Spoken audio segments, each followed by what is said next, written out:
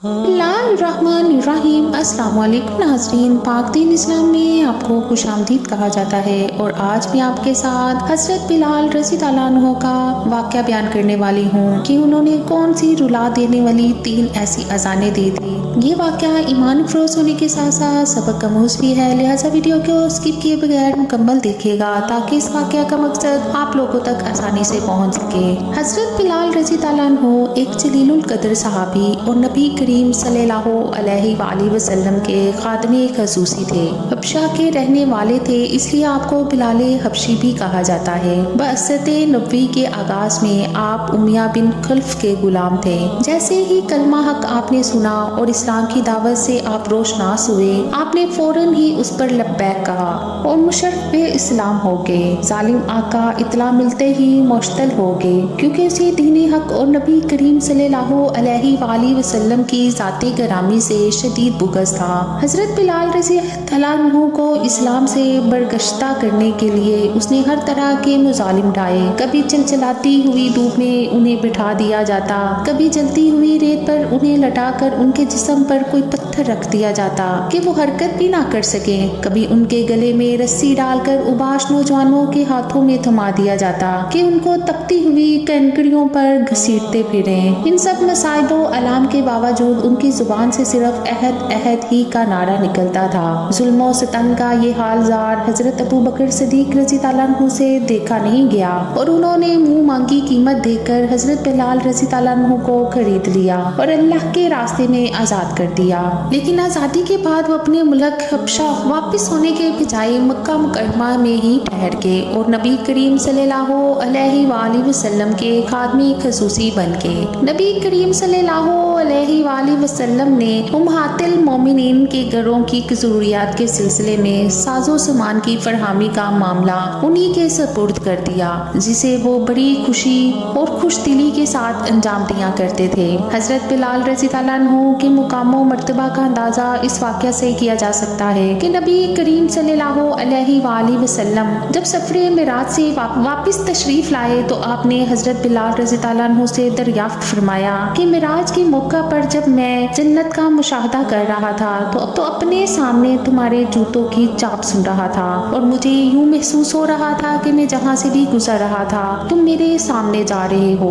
आखिर तुम्हारे पास ऐसा हुस्न अमल और कार खैर कौन सा है? हजरत बिलाल रज़ी अल्लाह अन्हु ने जवाब दिया कि मैं वही अमल करता हूँ जिनका अल्लाह ने हुक्म दिया है और आप सल्लल्लाहु अलैहि वसल्लम ने हदायत फरमाई है। अलबत्ता आप सल्लल्लाहु अलैहि वसल्लम ही की हदायत की रोशनी में एक नफले इबादत का इल्तिज़ाम ज़रूर करता हूँ। वो ये है कि मैं हमेशा बावज़ू रहने की कोशिश करता हूँ। जब भी मेरा वज़ू ख़त्म हो जाता है मैं वज़ू कर लेता हूँ और वज़ू के बाद तहियतुल वज़ू के तौर पर 2 रकत नमाज भी पढ़ लेता हूँ।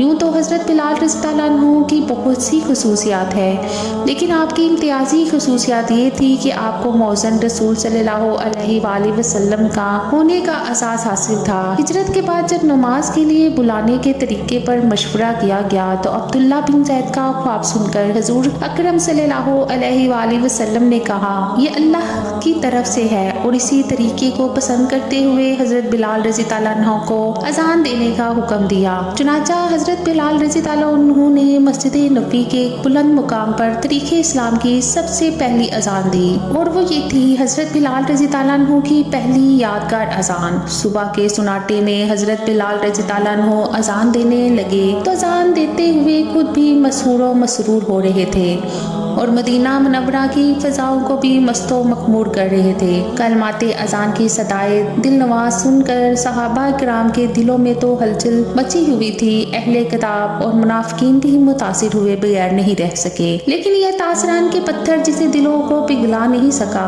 बल्कि ये सोचकर उनकी झुंझलाहट और बढ़ गई कि कहीं अजान बिलाल दावते हक के फ़िरोग और शायद इस्लाम का मजीद एक और जरिया न बन जाए। इनका ये अंदेशा गलत भी नहीं था, क्योंकि बाज़ सलीमुल फितरत लोग अजान सुनकर हल्का बगोश इस्लाम हुए बगैर नहीं रह सके। نبی کریم صلی اللہ علیہ وآلہ وسلم 8 ہجری میں صحابہ کرام کا لشکر اپنے ساتھ لے کر اچانک مکہ مکرمہ پہنچ گئے اور کسی خون ریزی قتل و غارت گری کے بغیر مکہ فتح کر لیا۔ فتح مکہ کی کارروائی سے فارغ ہونے کے بعد نماز کا وقت ہوتے ہی آپ نے حضرت بلال رضی اللہ عنہ کو طلب فرمایا۔ بلال رضی اللہ عنہ حاضر خدمت ہوئے تو آپ نے ان سے فرمایا کہ وہ خانہ کعبہ کی چھت پر کھڑے ہو کر اذان دیں۔ حضرت بلال اذان دینے لگے تو اپنی زندگی کا صبر آزما اور اذیت ناک ماضی یاد کر کے خود ان پر رخت طاری ہو گئی۔ نبی کریم صلی اللہ علیہ وآلہ وسلم کے تاثر کا بھی عجیب و غریب حال تھا۔ صحابہ کرام رضی اللہ عنہ بھی بے حد متاثر ہو رہے تھے۔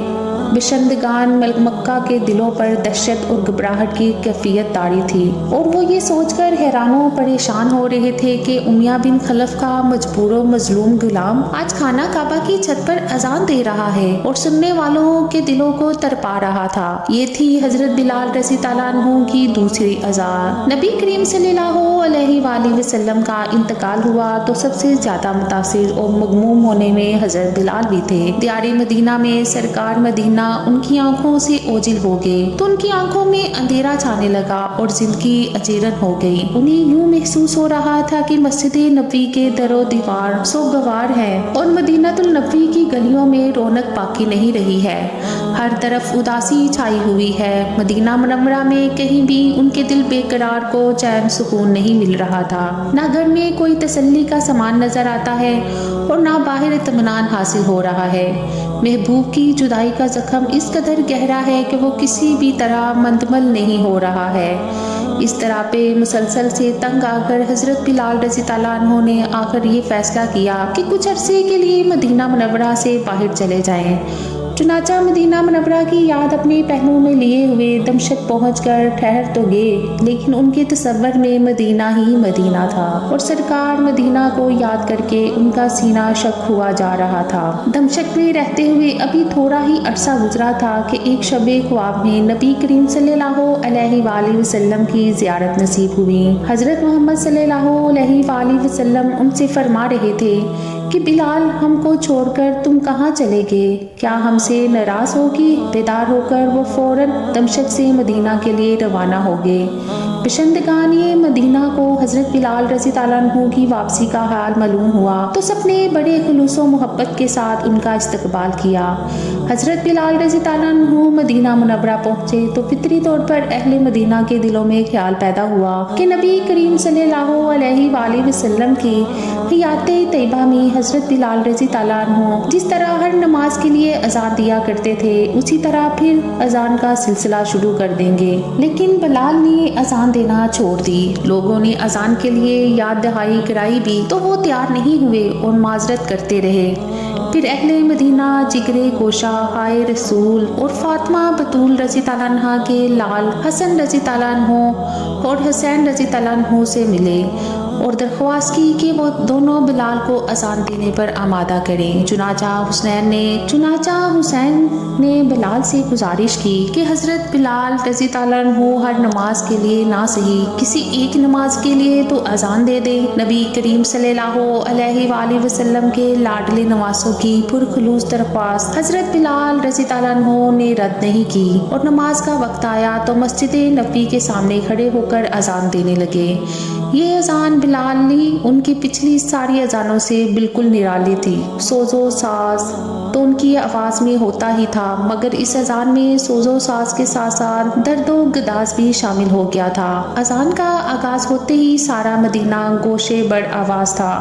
یوں محسوس ہو رہا تھا کہ حضرت بلال رضی اللہ عنہ اذان نہیں دے رہے ہیں بلکہ ہجر و فراق کی داستان بیان کر رہے ہیں۔ بڑی رکت کے ساتھ اللہ اکبر اشہد ان لا الہ الا اللہ کے کلمات زبان سے ادا کر سکے۔ جب اشہد ان محمد رسول کہنا چاہا تو نگاہیں کسی کو تلاش کرنے لگیں اور وہ تھے سرکار مدینہ صلی اللہ علیہ وآلہ وسلم۔ جب سرکار مدینہ صلی اللہ علیہ وآلہ وسلم نظر نہیں آئے تو حضرت بلال رضی اللہ عنہ بے قرار ہو کر نیچے گر پڑے۔ گرتے ہی ہوش و حواس جاتے رہے۔ بڑی مشکل کے ساتھ انہیں ہوش میں لایا گیا۔